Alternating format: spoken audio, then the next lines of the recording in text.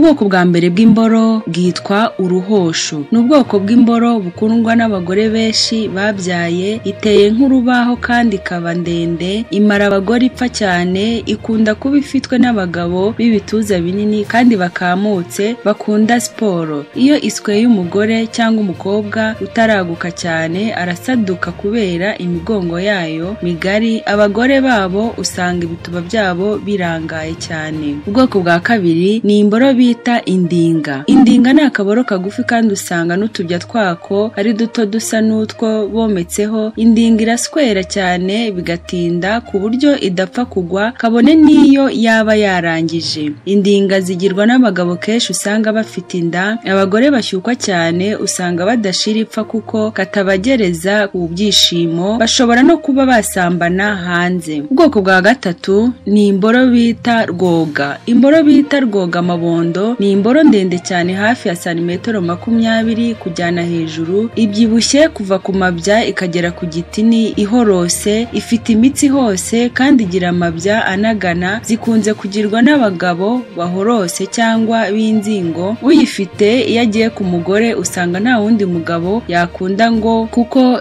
imara ipfa abagore. Ubundi bwoko bw'imboro dufite ni imboro bita akaraga. Akaraga ni akaboro gafite nka santimetero 13 kugeza kuri 19, kaba ari gato mu mubyimba. Abagore ntibagakunda ngo kabicisha umushyukwe, ngo gashobora gusohora inshuro nka 12 mu minota 30. Akaraga gakunze kugirwa n'abagabo batanywa inzoga kandi baringaniye. Ubundi bwoko dufite ahangaha ni imboro bita igihashi. Igihashi ni ubwoko bwose bw'imboro zitarangiza. Hari abagabo batajya barangiza, niyo barangiza bakarangiza amaraso. Impamvu nyinshi zitera kuba igihashi: hari ubwo baba baravutse bakikubita hasi bakiri abana, maze ubwonko bwabo bugacubangana, hormone zituma hakorwa amasohoro zigahita zipfa. Hari ubwo aba yararwaye malariya yo mu mutwe, nabwo bigatuma hari ibintu byangirika mu mubiri ntashobore kubyara. Ubundi bwoko dufite ahangaha ni imboro bita impare. Impare ni imboro yasiramuwe ikiva mu nda, ushobora kuyibona ukibaza ko ariyo bakebye vuba. Ihorana umushyukwe kandi abagabo bayifite barakazwa n'ubusa, bagira n'ubwoba cyane. Iyo barangije bakunze kugwa agacuho kandi ngo bakunze kubyara abakobwa, amasohoro yabo kenshi asa n'utuzi. Murakoze cyane, mukomeze mukore subscribe.